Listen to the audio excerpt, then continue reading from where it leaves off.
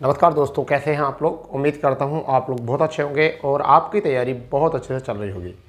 जैसे कि आपको पता है, यूपी ट्रिपल से जुड़े सभी अपडेट हम लेकर आपके सामने उपस्थित होते हैं और आज है 28 मार्च 2024 और आज का जो खास अपडेट है वह उन बच्चों के लिए है जो बहुत लंबे समय से यानी कि पिछले 6 माह से इंतज़ार कर रहे हैं कि वह कौन सा टाइम होगा जब हमें मुख्य परीक्षा देने का नंबर आएगा। क्योंकि सारी भर्तियां क्रिया प्रतिक्रिया में चल रही हैं, परंतु केवल कुछ भर्तियों को छोड़कर जिन पर ज़्यादा आयोग ने गौर नहीं की है, तो अब आयोग ने अपना रुख बदला है और उन भर्तियों के बारे में पहली बार कुछ सोचा है। और वो भर्तियां क्या हैं मैं उनके बारे में बताना चाह रहा हूँ आपको। देखिए, जैसे आपको पता है कि यूपी ट्रिपल की अपडेट लेकर हम आपके सामने आते हैं और आगामी एग्ज़ाम में यूपी ट्रिपल सी BPO 1468 पदों पर बहुत लंबे समय से यानी कि 6 माह से बच्चे एक पेशेंस के साथ तैयारी कर रहे हैं। एग्ज़ाम इतना डिले क्यों है, इसका पहला कारण जो है वो कारण था सिलेबस चेंज। सिलेबस आपका चेंज, ठीक है। दूसरा कारण इसका ये था कि BDO भर्ती पर देरी, ठीक है, इस भर्ती को लेकर, क्योंकि BPO के कुछ पद जो हैं वो BDO में भी आपके मेंशन किए गए हैं पहली भर्ती में। चलिए कोई नहीं, इसकी शॉर्ट लिस्ट जो की गई सितंबर 2023 को शॉर्ट लिस्ट की गई और 1468 पदों के लिए 66,696 कैंडिडेट को चुना गया और लगभग ये 44 से 45 गुना ये कैंडिडेट थे। पहली बार बच्चों को ऐसा एहसास हुआ कि हाँ, पैट देकर हमें कुछ फ़ायदा मिला, क्योंकि 15 गुना हम सोच रहे थे, 30 गुना लिए जाते थे, परंतु अब ये 45 गुना लिए गए। और इसी के साथ साथ जो है ये इस वर्ष भी देखने को मिला है कि 45 गुना मिले हैं जूनियर असिस्टेंट में। वहीं पर इसी के साथ साथ यानी कि इससे पहले ऑडिटर, असिस्टेंट अकाउंटेंट 530 पदों के लिए कैंडिडेट नहीं मिल पाए और कितने कैंडिडेट 6593 ही शॉर्टलिस्ट हो पाए और सितंबर 2023 में इन्हें भी शॉर्टलिस्ट किया गया। इन्हें भी 6 महीने का समय लगा। अंततः उम्मीद जताई जा रही थी कि इन दोनों के एग्ज़ाम को, यानी कि ऑडिटर एग्ज़ाम और BPO एग्ज़ाम, उम्मीद लगाई जा रही थी कि इन दोनों एग्ज़ामों को आयोग जो है, आयोग ने आश्वासन दिया, जितनी बार भी आयोग के पास बच्चे गए अपनी शिकायत लेकर, आयोग ने आश्वासन दिया कि हम इसका एग्ज़ाम जो है आपका आचार संहिता तो पहले करा देंगे। अंततः बच्चों को क्या मिली? निराशा। और इस निराशा में एक और जागी है आशा, और वो क्या है आशा, मैं आपको बताता हूँ। जून माह के द्वितीय सप्ताह में मुख्य परीक्षा कराने का जो है ये विचार चल रहा है। अब बच्चे ज़्यादा समय नहीं रहा है, अब केवल आपको जो इंतज़ार करना है वो केवल इंतज़ार करना है 2 माह मात्र, यानी कि आपका केवल 60 दिन, आपको केवल कितने दिन? 60 दिन आपको इंतज़ार करना है। चुनाव के बाद जो पहला एग्ज़ाम होगा वो एग्ज़ाम इन दोनों में से एक को वरीयता दी जाएगी और मेरे हिसाब से जो वरीयता दी जाएगी वो BPO एग्ज़ाम को पहले वरीयता दी जाएगी, ठीक है। जितना मेरे को बताया गया, जितना मुझे पता चला, मुझे बताया गया कि जो भी एग्ज़ाम होगा इस चुनाव के बाद, तो वो सबसे पहला एग्ज़ाम जो होगा वो BPO का होगा, ठीक है। और BPO के लिए अगर हम बात करें तो 65 अंक जो हैं ये आपके सिलेबस पर आधारित है, यानी कि पंचायती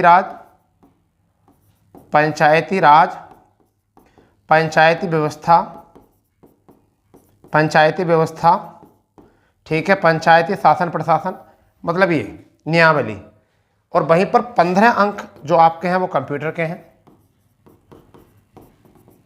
के हैं और 20 अंक जो हैं आपके वो UP स्पेशल हैं। तो अगर UP स्पेशल आप देखना चाहते हो तो डेली हमारी क्लास शाम को 7 PM पर जो है वो आपकी UP स्पेशल आती है और पूरा कोर्स जो है आपको वहाँ पर कवर किया जा रहा है। तो आप चाहो तो इस एग्ज़ाम की वहाँ से आप UP की क्लासें देख सकते हो। रही एग्ज़ाम की बात, मैं आपको बता रहा हूँ द्वितीय सप्ताह में जो है एग्ज़ाम कराने के लिए मंथन चल रहा है। साथ ही साथ ऑडिटर एग्ज़ाम में बहुत कम कैंडिडेट हैं।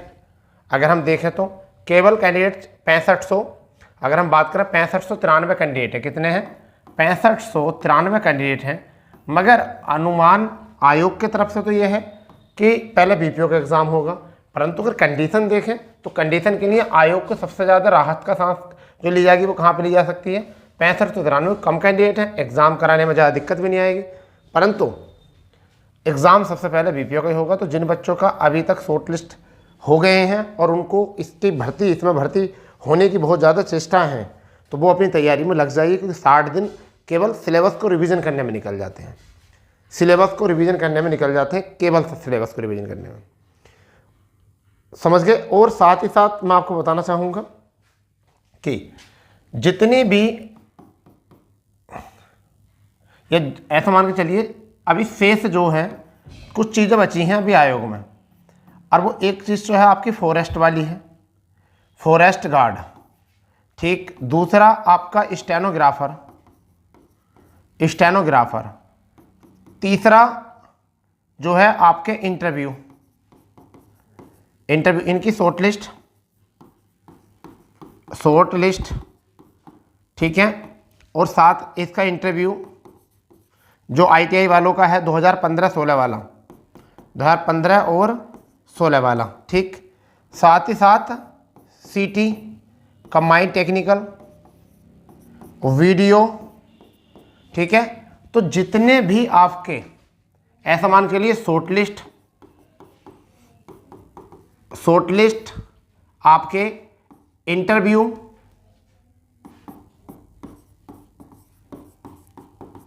इंटरव्यू और आपके DB, ये हैं। इन सबको आयोग ने मंशा की है कि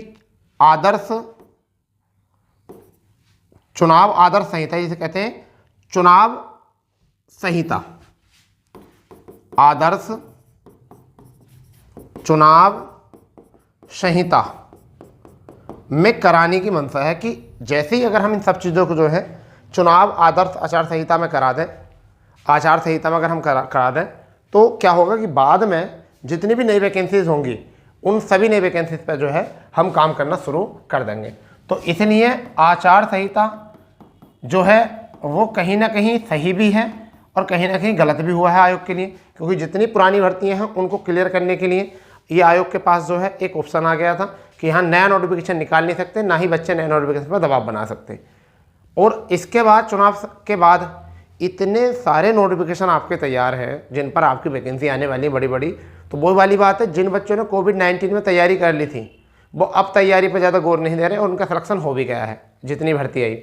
जिन बच्चों ने कोविड-19 में कंचे खेले, ताश पत्ते खेले, करवटें बदली, मूवीज़ वगैरह देखी, सेल फोन में रील देखी, वो बच्चे आज भी परेशान हैं। तो ऐसे ही अब इन 2 माह में आदर्श जो आपकी चुनाव संहिता है, इसमें जो बच्चे पढ़ लेंगे वो चुनाव के बाद जो एग्ज़ाम होंगे, चुनाव के बाद जो नोटिफिकेशन होंगे, जो भी परीक्षाएं होंगी उसमें वो अच्छा स्कोर करेंगे। और जो अभी यही काम कर रहे हैं, नहीं होगी भर्ती, ये सरकार ऐसी, वो सरकार ऐसी, कुछ नहीं हो रहा, जो क्रिटिसाइज ही करेंगे केवल, तो वो बच्चों का बाद में भी कुछ नहीं होने का, ठीक है। इसलिए केवल आप स्टूडेंट हो, आपका काम है केवल जो भी आपका एग्ज़ाम है उस एग्ज़ाम की तैयारी करना, ठीक है। आगे जो भी भर्ती आती है उसका चुनाव के बाद उसमें आपको केवल अच्छा अपना बेस्ट देना है, ठीक है। तो आज जो है बहुत बड़ा कुछ अपडेट आपके सामने आने वाला है आयोग से, और आज एक मीटिंग है जिसको लेकर आपको कुछ खुलासा होने वाले हैं, और वो हम रात को 9 बजे आपसे मिलकर यानी कि लाइव आकर हम उसके बारे में बात करेंगे। तो दोस्तों, अगर सेशन आपको पसंद आया हो और आपको अगर थोड़ा सा सुकून मिला हो कुछ बच्चों को, तो सेशन को कर देंगे शेयर, ठीक है। और जो चैनल पर नए हैं वो चैनल को कर देंगे सब्सक्राइब, बेल आइकन ऑन कर देंगे, क्योंकि कई बार ऐसा होता है कि जब हम लाइव आते हैं तो बच्चे कहते हैं सर हमें इस भर्ती के बारे में बता दो, उस भर्ती के बारे में बता दो, ऐसी पोस्ट बता दो, मुख्य सेविका के बारे में बता दो। तो जब आप लोगों ने चैनल सब्सक्राइब नहीं किया होता तो मेरी बताई हुई जितनी वीडियो होती हैं वो वीडियो का नोटिफिकेशन आपको मिलेगा नहीं, और नोटिफिकेशन नहीं मिलेगा तो उसका एक ही रहेगा कंडीशन कि जब आप मैं लाइव आऊँगा तो आप जब ही एक ही बात कहोगे कि सर इस भर्ती के बारे में बता दो, इस भर्ती के बारे में बताओ। उसमें अरे डेली आपको अपडेट मिलता है, किसी दिन नहीं मिल पाता क्योंकि जब आयोग में कुछ नहीं मिलता, जैसा अभी होली पर जो है अपडेट नहीं मिले थे क्योंकि होली में छुट्टी थी, 4 दिन तक आयोग में कोई काम नहीं हुआ था, तो फिर हम कहाँ से अपडेट लाते। ठीक है, भाई छुट्टी है तो छुट्टी है, तो इसलिए आप लोग चैनल को सब्सक्राइब करके रखेंगे जिससे कि आपको प्रत्येक वीडियो का नोटिफिकेशन समय से पहले मिल जाए। ठीक है बच्चा, तो मिलते हैं अपनी नई जानकारी पर, जब तक के लिए जय हिंद, जय भारत, वंदे मातरम।